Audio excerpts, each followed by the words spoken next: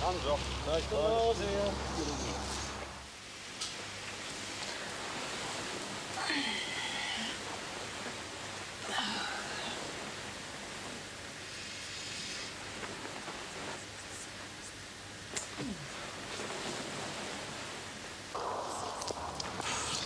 All right, lads. All right, Bob. What's this lot here? Anyone for opportunity knocks? Any frustrated singers or dances here? How about Bobby Grant and Frozen Pickets?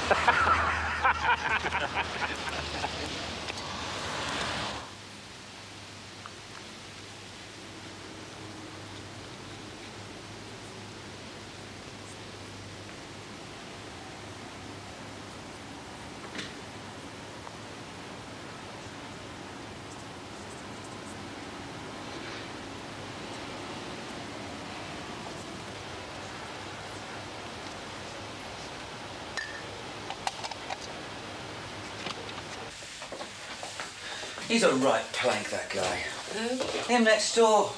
He's looking at the cookers again. Oh, he's harmless. He's out there in his dressing gown. It must be bloody freezing. I thought it was your turn to do the breakfast. What time you seeing quick? 6 o'clock. Look, it won't hurt, will it? It's only for a chat.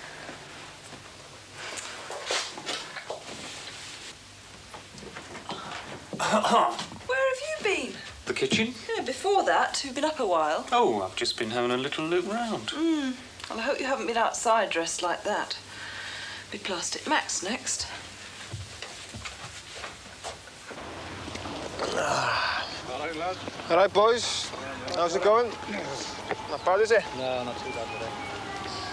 Hang on a moment, mate. You can't cross this picket. Oh, come off it, will you, Jonah? Think of the Geneva Convention. Even they had a cup of tea. Go on, lad. Don't you believe it? Go ahead, then.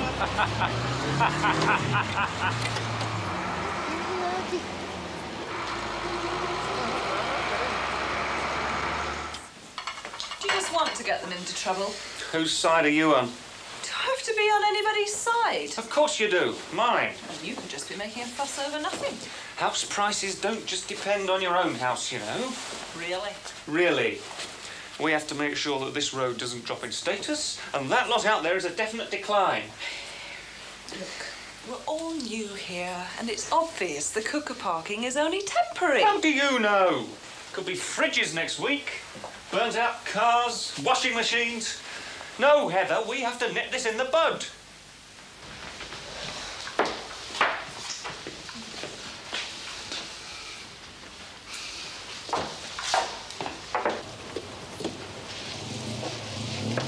OK, I'll see you tonight, then. OK, Pat.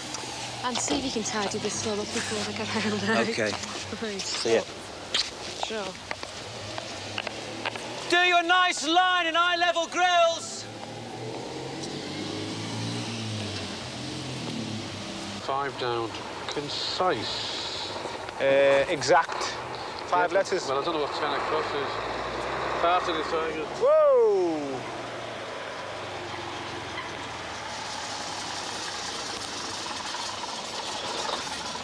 Listen, pal! I'll have to ask you not to cross this picket line. The Transport and General Workers Union have already pledged their support. Sorry, lad. I've only just come back from Cardiff. I didn't know. All right, lad. You'll have to piss off. Why don't you just phone your depot, see what they say? But just you remind them, we know the firm, and when this is over... Oh, Jonah, come on. He knows the score. All right, brother.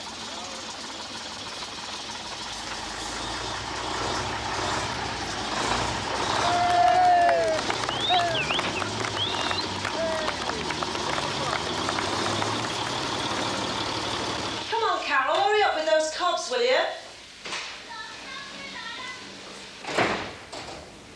Large oatmeal, please. Where's it all going to end, then? Nothing's cheap, is it? The stupid strike I'm on about. I don't follow you. Your husband's one of the ringleaders, isn't he? And what's he thinking about striking for? What's going to happen? A proper settlement, I hope. That's very easy for some to say. How do you mean? You're working. I'm not. How do you think we manage? 3 kids at school. And him? We're all in the same boat, love. Aye, and some of us have got cabins. Christmas just round the corner. I don't know what they think will happen. I'm hoping it'll be over by then. I've got a final payment to make on a bike for our Jason. God only knows where I'll find that from. I hope he realises what he's doing. What who's doing? It's all right for your husband having his left-wing views, but he should leave others out of it. Don't you go giving him down the banks, because he's fighting for their rights. Most expensive time of the year and no money coming in. It's stupid. Now, son, are you caught in? Caught him? I'm caught in a bloody draft out here. Now, what would you like best? What do you wish for? I wish you'd warm your bloody hands up.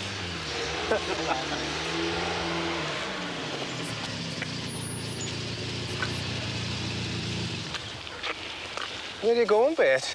We're going in, Jonah. Hey, we're not here for a friggin' joke, you know. We're going in to talk to them. There's no harm in listening, Jonah. Listening to who? The management. Like it says in the letter. It doesn't say anything in that letter. It says there's room for negotiations, Bobby, and there's no harm in listening.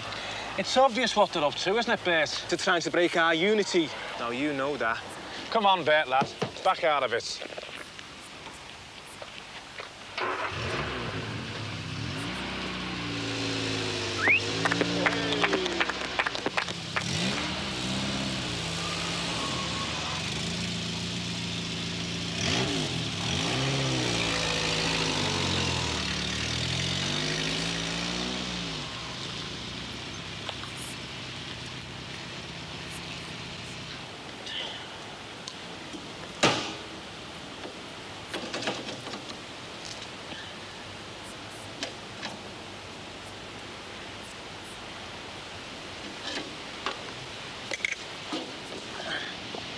Mr. Taylor? Who wants him? My name's Lomax. I work for the City Planning Department. I think he's just popped out for the moment. Want to do it over some coffee? Come on, then.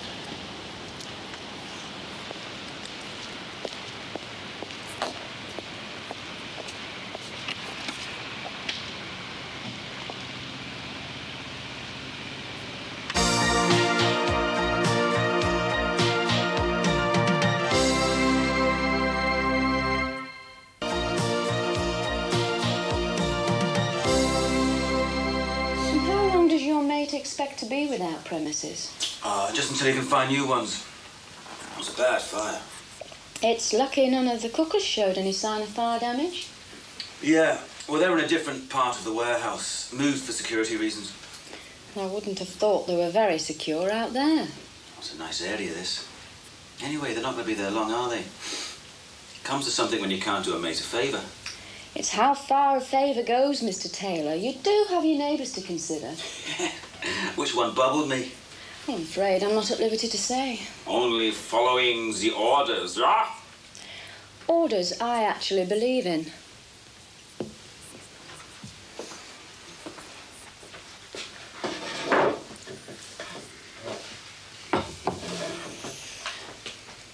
I thought this was democracy.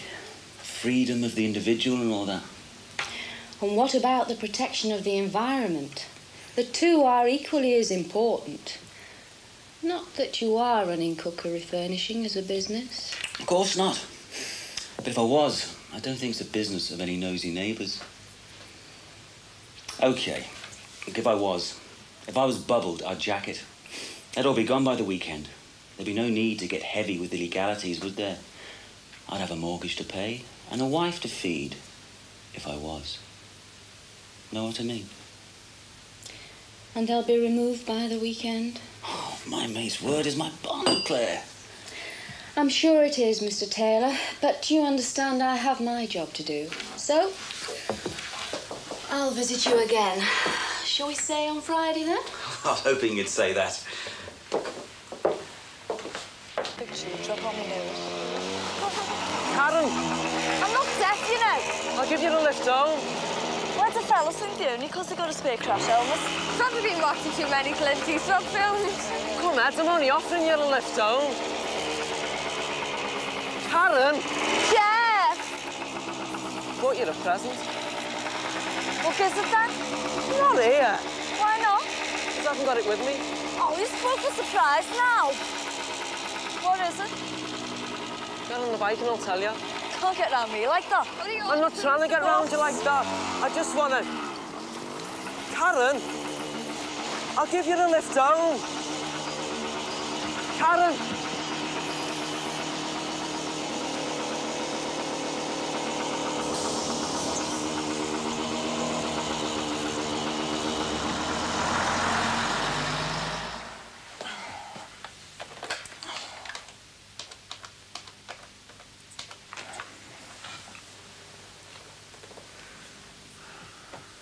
Hey, Frank. It's Gav. Yeah, I need some storage space. Well, just for a few days. Friday for a week. Oh, sound.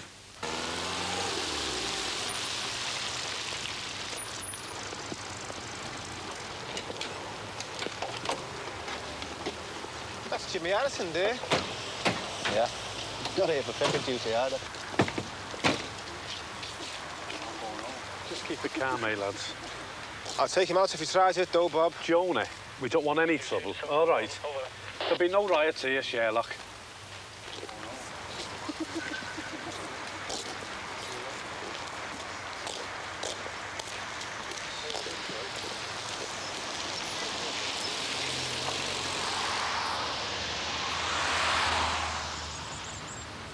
What do you reckon to this, then? It's not worth a bloody carrot. Is it right? I'm not saying anything new, are they, Jimmy? Room for talks. There's always been room for talks, lad, haven't there? Why don't you wait till after Clark sees it?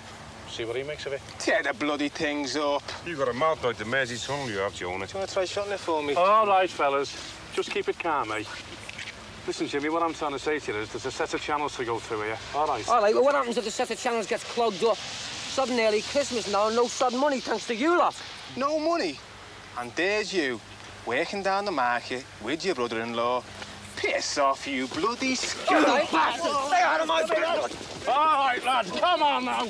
Cool it! Come on. Cool it. Should be ashamed of your bloody self. That'll do. Come on, that'll do. Cool it. It's supposed to be bloody waste, mate. For the last time, mate, don't go in. For Christ's sake, man, if you go in there, you'll cause a bloody riot. Just wait till after Clark comes here, he'll sort it out. All right, we're doing it, brother, with the law. We'll be back when after Clark's here, right? Bloody hell, Bobby, though. I reckon those bits are just looking for an excuse to use that new riot gear. You keep it calm, eh, Jonah, though. They will have the bloody riot gear out. Let's wait till after Clark gets here, he'll sort the whole mess out.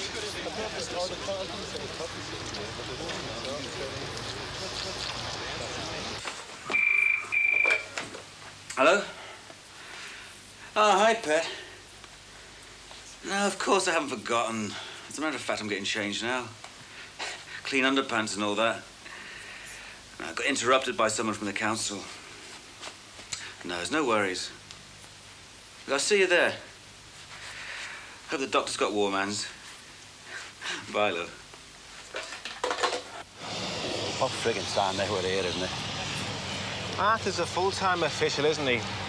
He's most probably munching his way through a heavy lunch on X's. No. Arthur's as sound as a pound, Jonah. He'll be here, lads.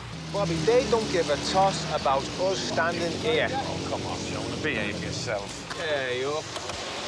And we're the fingernails Arthur Clark, eh? Where's Tommy Clark, then? He'll be here, Jimmy. Just have a little bit of patience, lad.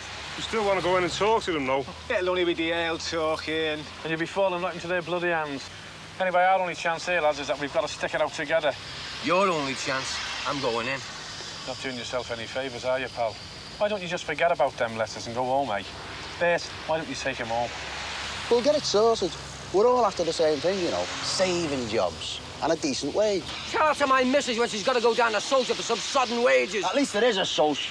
If it wasn't for people like us standing out in the freezing cold and fighting for it. Don't you give me that Marxist crap. I'm going in. Who's coming with me? Why don't you just have a little bit of patience, Jimmy? Till when? Christmas Day? The kids want the prezzies. Oh, shall I send him round to your new bloody house, eh, you shara bastards? It's amazing. You're not a bad lad when you're sober. But you know, when you're pissed, you're a pain. So why don't you just go? Why don't you take him home now, Bert? It's you lot that want to go home. We want to go into work. Come ahead, lads. Hey, I'm warning you lot.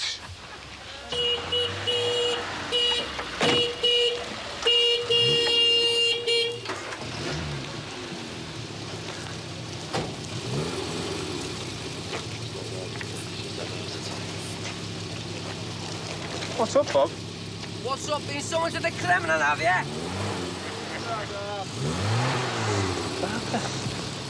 What?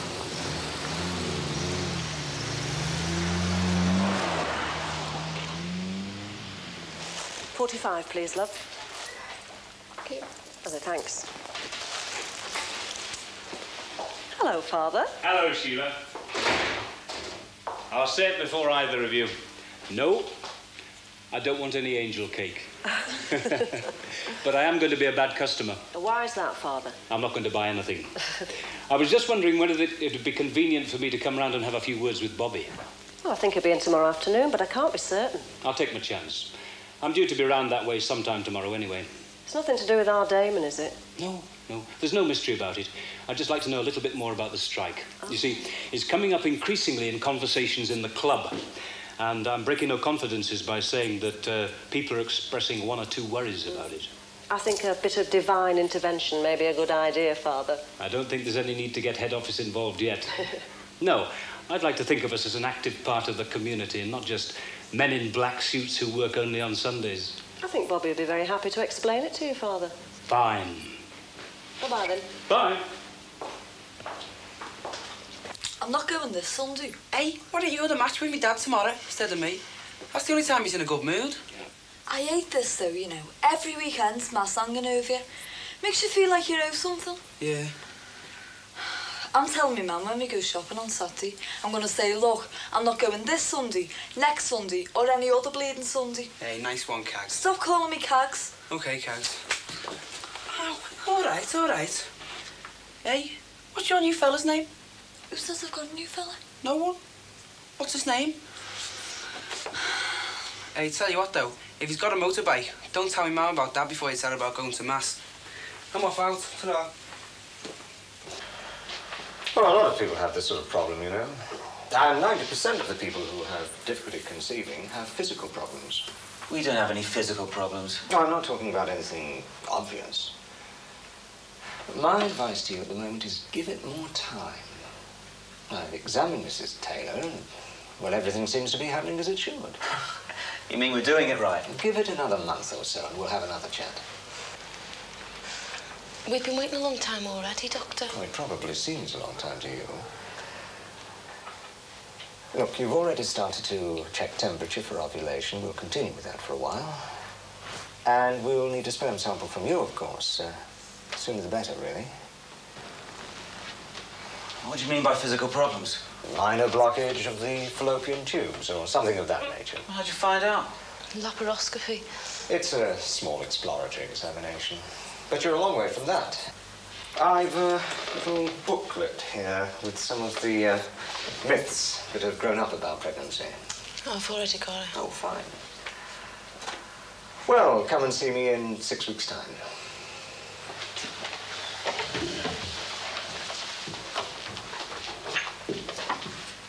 At present, the number of possible job losses isn't known, but it's rumoured to be in the 200 region. The workforce, as you've seen, is deeply divided about the issues, and many of them are worried that the management will simply close the company down.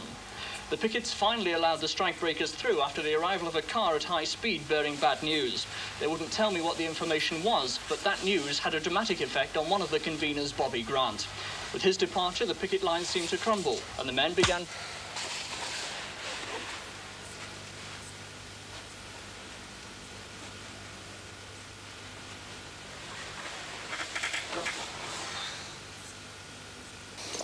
I reckon he didn't have a clue. It's a stalk, Gav. It's not like saying I didn't know where to put it. He didn't. Physical problems. Well, look, we've got to see him if we want to see a specialist. They wouldn't know any better. It's a start.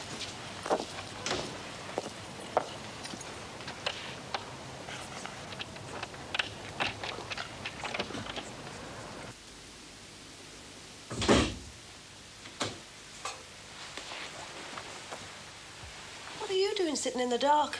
Why, the bloke's out there with cameras. What's going on? Bobby, what's wrong, love? Bobby, what's wrong? It's Arthur. Arthur? What about him? Don't answer that door. It's the TV people again. Bloody vultures. What's happened? It's Arthur, Sheila. He's dead.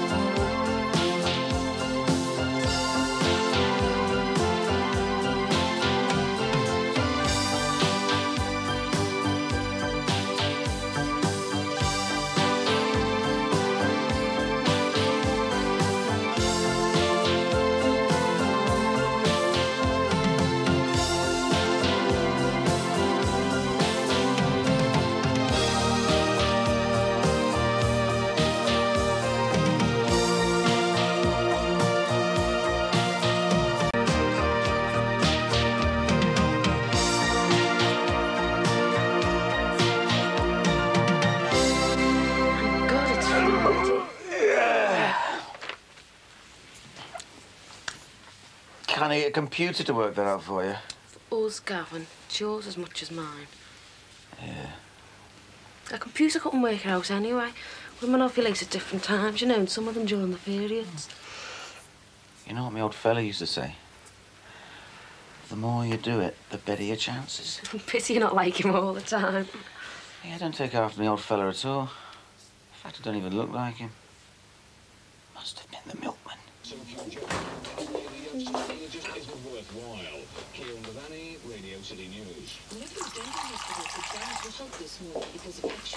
Come on, darling, you're going to be late. Is that all you're having? Well, it's not sufficient. It's all I want.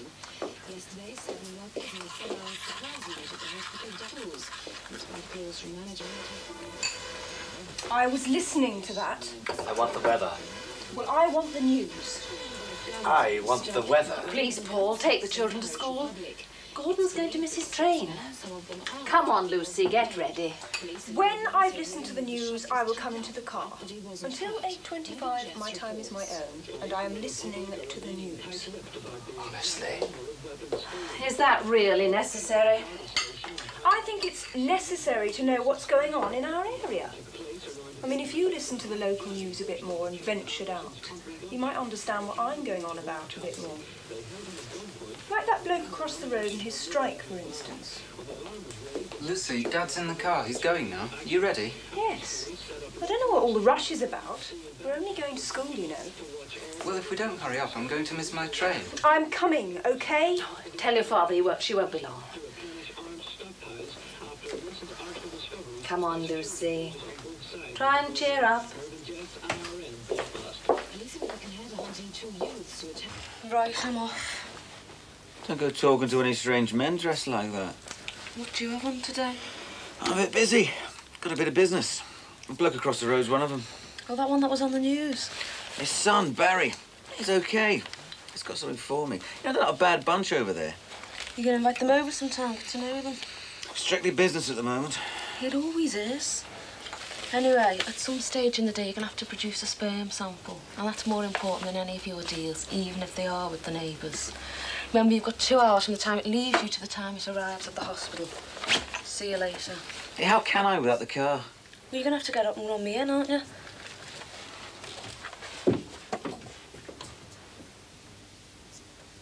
Yes, that's it.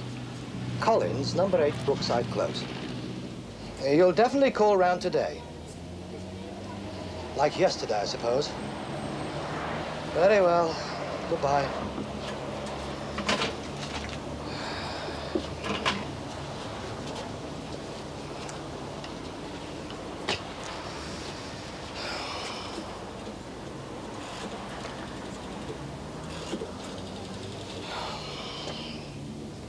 Oh, British Telecom.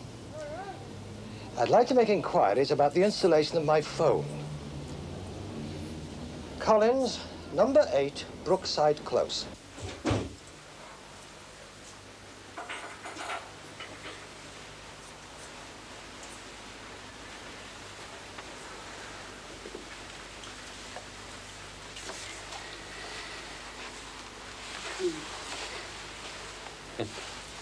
I can't stand the thought of cremation. Nobody can while they're alive. That was a nice wreath the company sent, though, wasn't it? Yeah, he was well respected, was old Arthur. He was a tough old sod. But at least you knew where you stood with him. He didn't mess around. And he never promised anything he couldn't deliver. You're going to miss him, aren't you? Oh, you can say that again. Him and my dad go back a long, long time. You know, I can remember watching him at home. Writing leaflets and strike notices, doing it all by hand. There was no photocopiers then. And then my mum would come in and she'd start moaning and groaning and she'd be going on and on at Arthur about the smell from his pipe tobacco. And then my dad would get a cover and tell her to mind her own business and go to bed. And she would go to bed. And then he'd have a cover. And then she'd give him nothing then for a week. Oh, to think what they went through then, what we go through now. Never changes, you mean? Oh, in some ways, but I think we have it a lot easier. Hey, we're not in for a nostalgic review of the welfare state, are we? No. Who'll take Arthur's place, then? There's a young fella coming up from the regional office, a lad named George. He's okay, he's not a bad lad, but he'll never be a patch on old Arthur. Management will walk all over him unless we're not careful. Is he coming round here later with the others? I expect so. But to tell you the truth, I haven't got the stomach for it. Well, I don't feel in the mood for going to work, but... Hey, make that tea, love, while I get changed.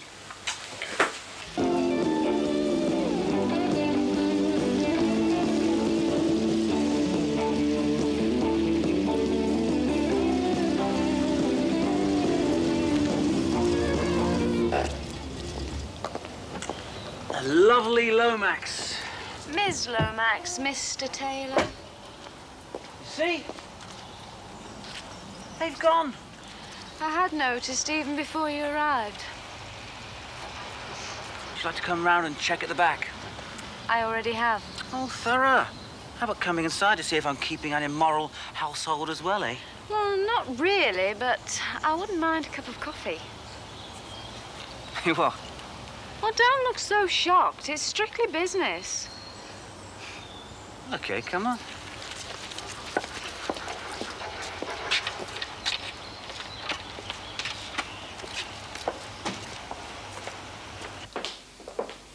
Oh, come on, Ms. Lomax. I mean, what crime have I committed, eh? I store a few cookies for a mate. A neighbour complains. Fair enough, like, you give me a week to get shut, and I do. So now you're about to drink my coffee and eat my biscuits. So where's the harm of that, eh? Mr. Taylor, if everyone used their garden... But everybody doesn't. Because they know we wouldn't let them. You actually like your job, don't you? Yes, I do. It's a job with a purpose. What, preventing blokes like me from doing... screwing up the environment? Yes, that makes it purposeful. A couple of cookers ain't gonna kill anyone. They're an eyesore, Mr. Taylor. Supposing number 8 stored oil drums in their garden, and number 5 dumped 3 clapped-out cars in his, just to pick off the spare parts when he needed them. The place would look like a bomb site within 6 months. Well, what's this got to do with me anyway? I'm storing some cookers for a mate, so what? I have tried to be subtle, Mr. Taylor. But I know exactly whose cookers they are. And no doubt you'll expect them to return in a week or so when things settle down.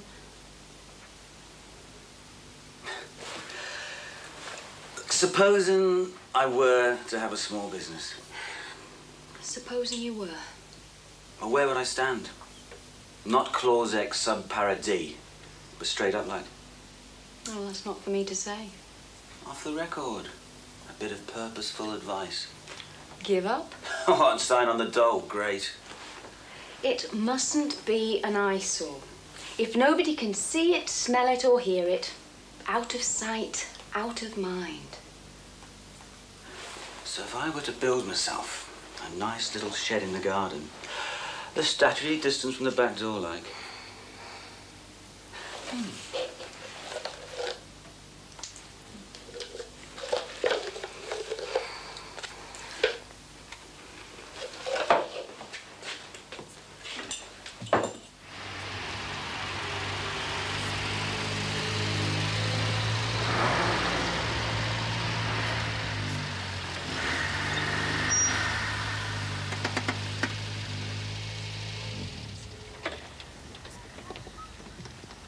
But surely it can't be that complicated for this size of house. Well, it's only a rough estimate. I'll send you a proper estimate when I've had a chance to work it out. Are you on the phone? Sorry? Are you on the phone? Oh, not yet. Any day now, so they tell me. Know what you mean. Anyway, I'll drop you a line then.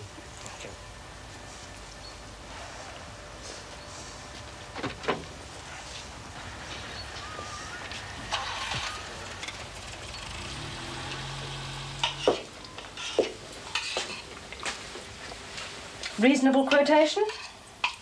Ridiculous. You can't afford it then? Well, we can afford it. We can't afford to wait for it while they wander about from department to department looking for permission to pick up a pen and give me a reasonable estimate.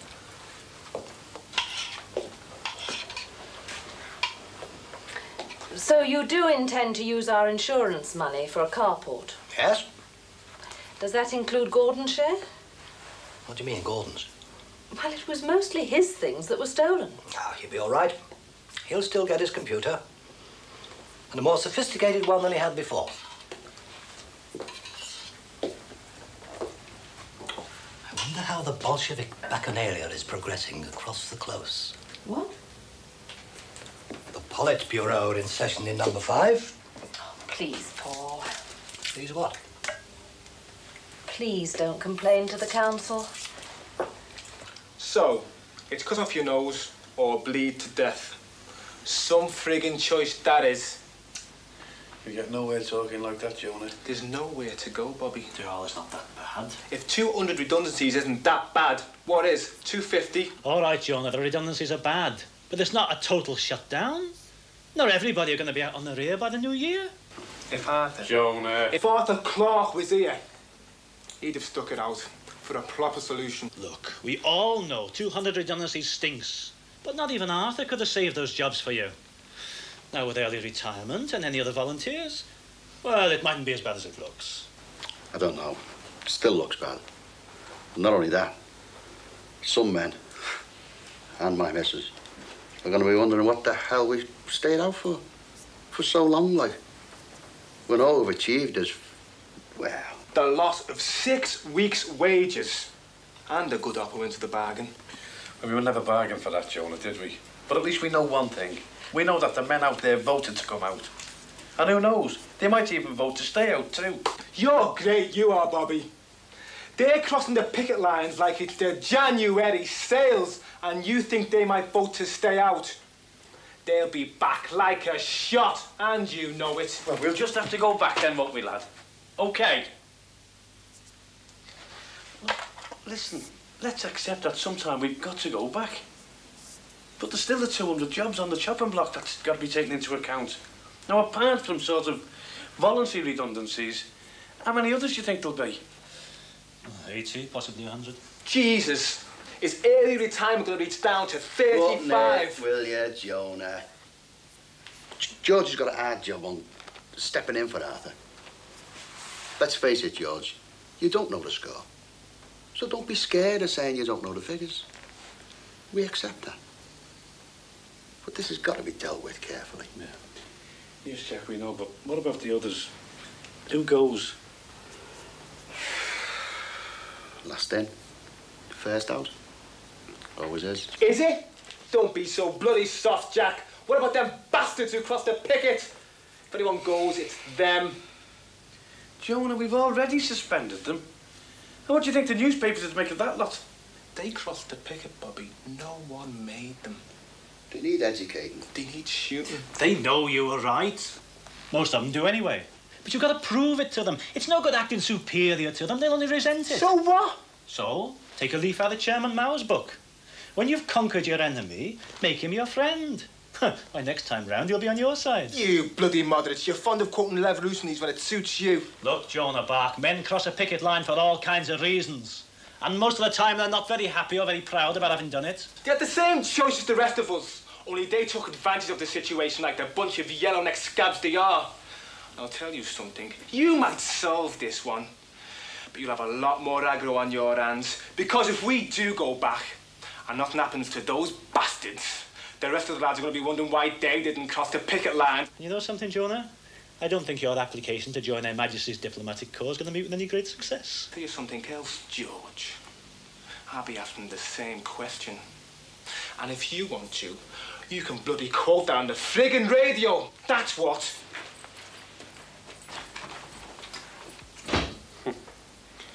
Got a nice one here, George.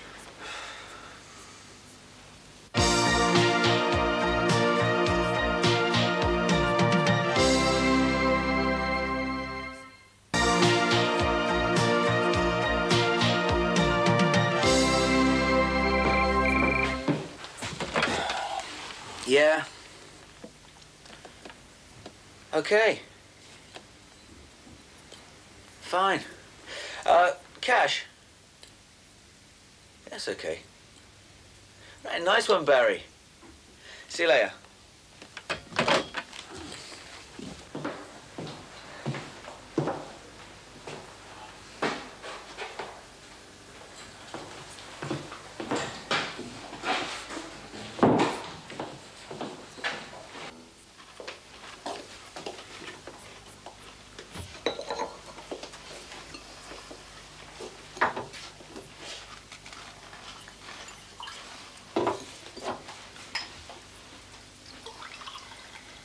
I can't see the point in wasting so much money on a carport. Why can't we just get a cheaper car and let it rust? Don't be ridiculous, Lucy. Ridiculous? It's just the way I've been brought up, Father dear. Come on, Lucy. It'll make all the difference to the house. It really will. Of course it will. And anyway, it hasn't really cost us anything. Look on it as a form of compensation for the inconvenience of being burgled.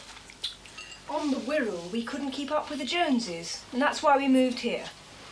Now we are the Joneses, it appears nobody's particularly interested in trying to keep up with us. In fact, if we tried keeping down to somebody like the Grants, perhaps it would be being more realistic.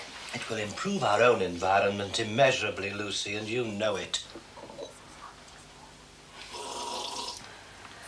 Lucy. What? I'm just adjusting my manners to our new environment. That's how they drink soup at my new school. It's called an audio-visual style of eating. I think I'm really getting the hang of it now.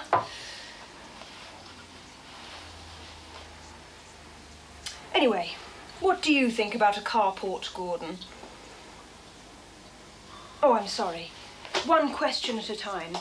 Do you, A, think, and B, if so, what do you think about Daddy protecting his pride and joy from the elements? Very droll, Lucy, very droll. It seems... well, most of what we had stolen in the burglary was mine. My electronics. And we seem to have replaced my electronics with a carport. Yes, Gordon. I can sympathise with you. You're being so unreasonable, Gordon. I mean, it's a wonderful idea. And it's increasing the value of our property. Why are you so single-minded? Can't you see it's for the common good?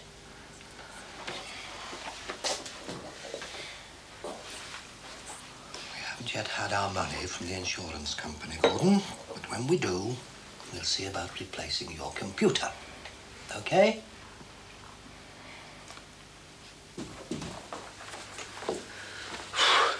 They gone then? Looks like. Hey, do you want a cup of tea? Yes, please, mate.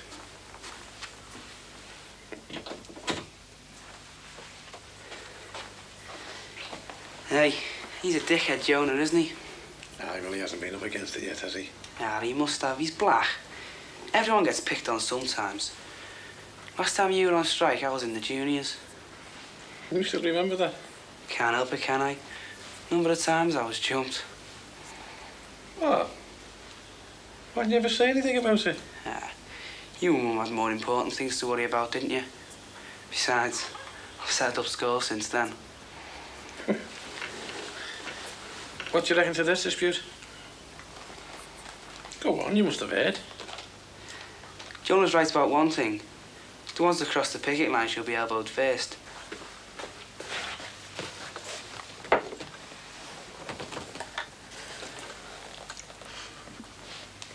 What's up with you? I'm in love. Anybody I know? My wife. Get us another biscuit, then. I can't, we haven't got any. With a whole packet there this morning. Yeah, I know, but I invested them. Well, perhaps we should invest in an interpreter. It'd save us a lot of time. I got some good news today. We're getting the cookers back legally. Wow. Being delivered today. What? Why, what? Did you manage to deliver anything today? No, I didn't have time, love. Well, time to get to the hospital within 2 hours. Honest. Well, why don't you go to the hospital, do it there, and just let them get on with it? Okay, I will. When? Well, soon. Tomorrow. Saturday.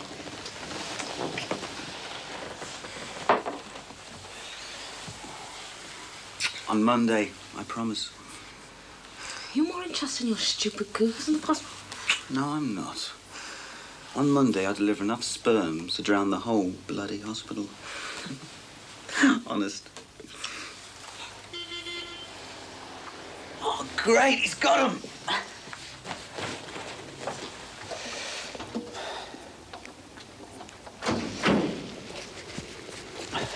Hi, Gavin. Barry. Hey, Joe.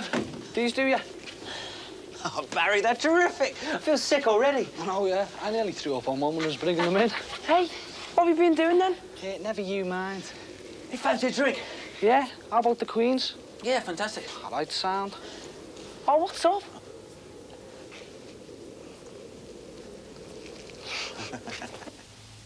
Well, Daddy, seems like your idea of home improvements is catching on. Pardon? We really are the Joneses of Brookside. In double quick time. Good God. Annabelle? Gavin, what's going on? If they like writing to the council, why spoil their fun, eh? See you later, love. I'm going for a swift half with Barry. Who? Gavin?